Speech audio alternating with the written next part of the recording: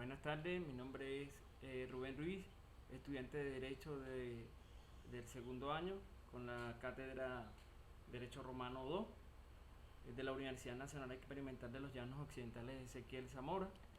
En esta oportunidad me corresponde disertar sobre las obligaciones, el origen, así como también su importancia, entre otros tópicos que estaremos desarrollando a continuación. Bueno, el significado de la palabra obligación tiene su origen en la palabra latina obligationis, que además viene del hoc y ligo as are, que significa atar. El concepto propiamente es el vínculo jurídico entre dos o más personas,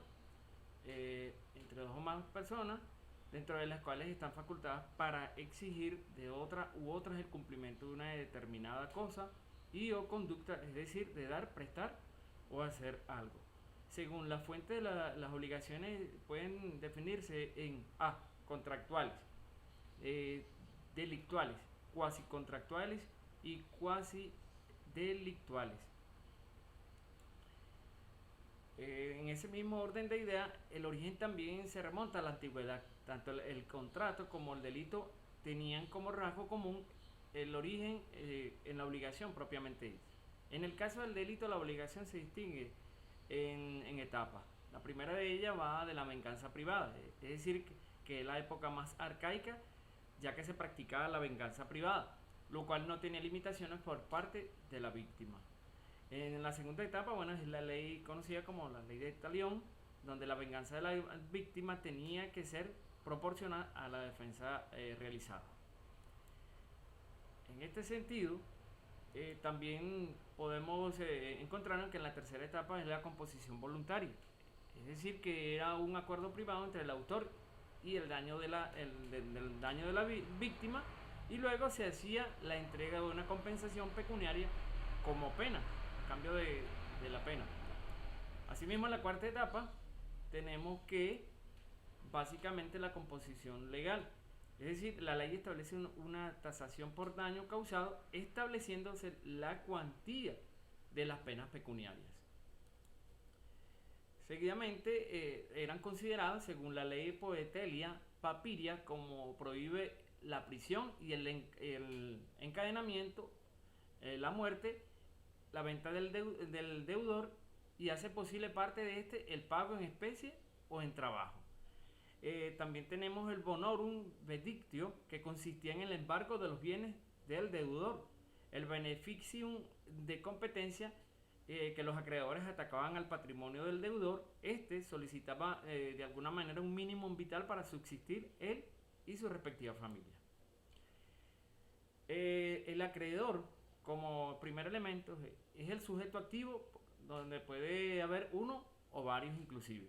Esto le pertenece al derecho de exigir del deudor la prestación que es objeto de la obligación.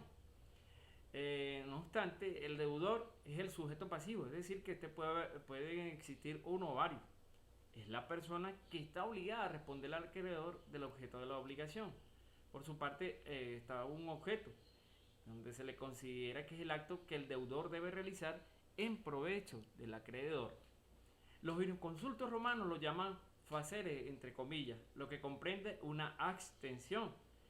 Asimismo, bueno, se nos presenta el vínculo jurídico, es decir, que es la relación de derecho que liga al acreedor con el deudor y autoriza a la vez al primero a ejercitar las acciones para exigir el deudor el cumplimiento de su prestación. Por su parte, el sujeto unitaria un solo deudor u acreedor, la pluralidad que existen varios acreedores, por tanto deudores. La pluralidad pasiva comprende varios deudores, por supuesto un acreedor. La pluralidad activa, varios acreedores y un deudor. Y en la mixta, varios acreedores y deudores respectivamente. Dentro de esto también nos encontramos la obligación mancomunada, es decir, proporcional o pro rata. Existiendo varios deudores y acreedores, se dividen la deuda en tantas obligaciones parciales como acreedores y deudores haya respectivamente. Por el sujeto, la obligación, bueno, puede ser solidaria o correal, en donde aquellas que existiendo pluralidad pasiva, el pago hecho por cualquiera de los deudores libera a los otros y el acreedor puede dirigirse a cualquiera de ellos. La solidaridad activa, que es cuando hay varios acreedores y un solo deudor. Por su parte, la solidaridad pasiva, cuando se encuentran varios deudores y un solo acreedor. Bueno, también las obligaciones están relacionadas en función del vínculo, es decir, por la autoridad que las sanciona. En este caso, bueno, los civiles son aquellas sancionadas y reconocidas por el jus civiles, honorarias, sancionadas y reconocidas. Y por su parte nos encontramos las honorarias que son sancionadas por ciertos magistrados. Asimismo, por el objeto, donde las obligaciones divisibles e indivisibles. La clasificación de las obligaciones indivisibles e indivisibles se deriva precisamente de la naturaleza del objeto de las mismas para el cumplimiento de la ejecución de la prestación como tal. Las conjuntivas, que implica pluralidad a objetos de los cuales se refieren a los contenidos en la prestación. Las alternativas se caracterizan por tener prestación doble y a la vez múltiple. Y las facultativas, el deudor tiene la facultad de cumplir la obligación correspondiente. Por el derecho, bueno, ius civiles, que son las celebradas por los ciudadanos romanos y se encuentran reguladas por el ordenamiento jurídico civil de esa época romana. El ius gentium, que son celebrados por los extranjeros entre sí y extranjeros y ciudadanos romanos, por el formalismo del hecho estricto, es decir, que eran las que provenían del derecho quiritario, en el que imperaba un pronunciado formulismo que exigía la seguridad de las convenciones. De esta manera también las obligaciones de buena fe, que se perfeccionaban con el consentimiento de las partes. Un ejemplo de ello es la compraventa y bueno, también nos encontramos que están en el arrendamiento. La eficacia procesal, bueno, en los civiles son aquellas reconocidas y sancionadas por el ordenamiento jurídico, y las obligaciones naturales, que son aquellas las cuales el legislador no ha podido o no ha querido reconocer. Por el contenido de la prestación, bueno, dar, dare, que es rendir o prestar servicios.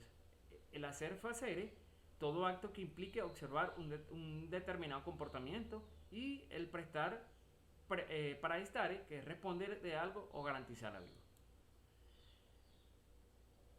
Finalmente, bueno, nos encontramos con las puras y simples, que no están supeditadas precisamente a ninguna modalidad. La obligación condicional es aquella cuyo nacimiento, existencia o extinción depende precisamente de la ocurrencia del acontecimiento.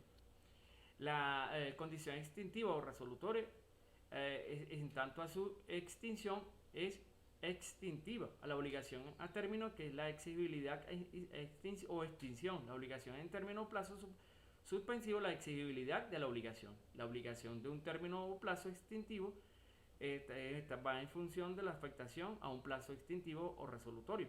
Y por último, la condición suspensiva es aquella cuyo nacimiento o la existencia de la obligación está supeditada.